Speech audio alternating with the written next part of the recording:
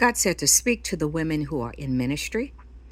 And he said, this is not to all women, yet a part of it is, but he wants to speak specifically to the dirty birds. And he wants to encourage women who are in ministry that you got to stay clean. You cannot become contaminated, particularly sexually, and carry God's words. You can't be a liar. You can't be a thief. But God said it's the sexual sins that cause the fall, the great fall in the beginning.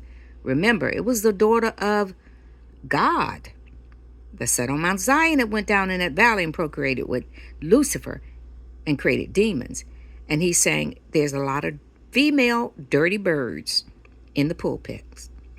And you're trying to preach, and some of you are teaching Sunday school classes or Sabbath school classes, and you're missionaries, and you're holding other positions in the church. He said, but you're dirty birds.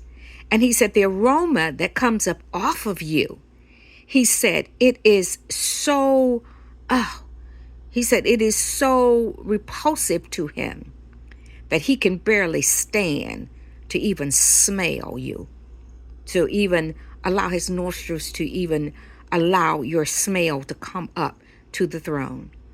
And he said, get cleaned up, dirty birds.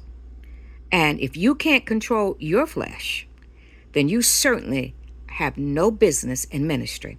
And it may be a process for you, but God said, whatever you need to do, clean it up, because we have reached the time in this dispensation where the woman who messed it up must clean it up.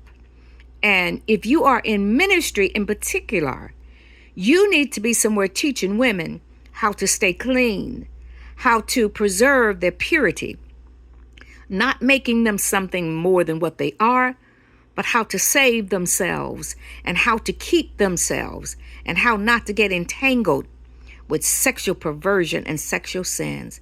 And God said, that's the number one thing that's on the list. He said, I'm looking at too many dirty birds. And he said, this is why that I allow churches to restrict women in the roles that they could play. I allow churches to say no makeup, no this, no that. He said, it was never my rule. He said, I wanted the women of God, and particularly the women in ministry, to be the beautiful daughter of Mount Zion. He said, but some of you have taken it and you have used it to allure the male who is weak.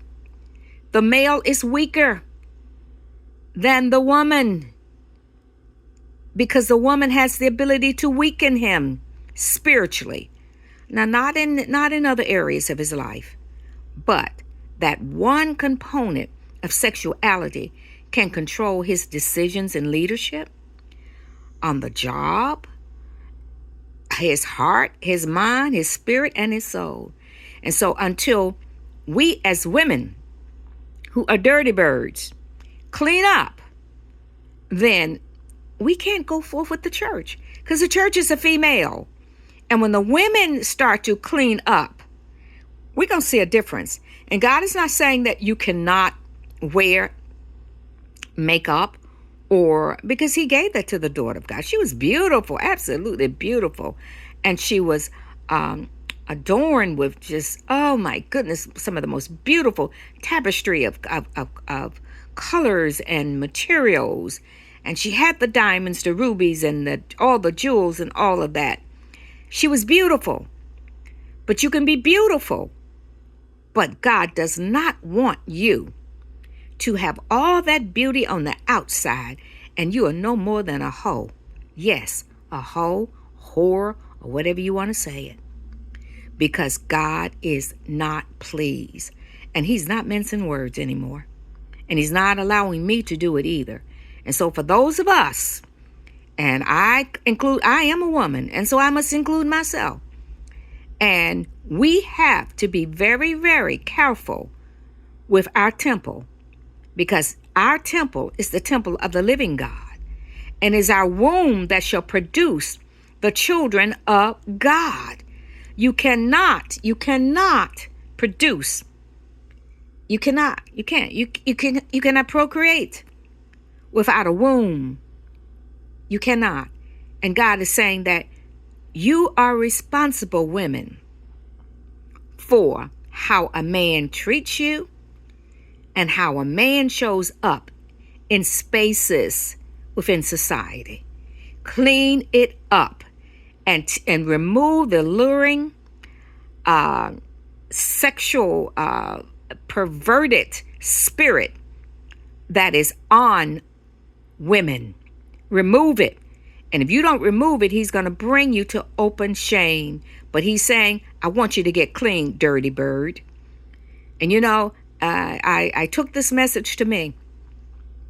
And I said, God, you know, I got to first partake of this message myself. And this isn't the first time I've heard this message. And this is why I decided that, you know, I had to be celibate. I had to be celibate. And I've been celibate now for years, you know, years and years and years and years. Since my husband's death, I've been celibate. I can say, yeah, for at least a good 30 of those years. And I thank God for it, and I'm not bragging, but I love it. I feel clean. I get up. And that's the feeling that you will have. You will feel clean. And you know what? You will get respect from men that you never thought you could get. Because when they know that they can't wallow with you and take you to bed and just say any old thing to you, they will soon begin to see that you are not a dirty bird. So ladies, let's clean up. Let's clean up. And you know, we've all made mistakes. I know that.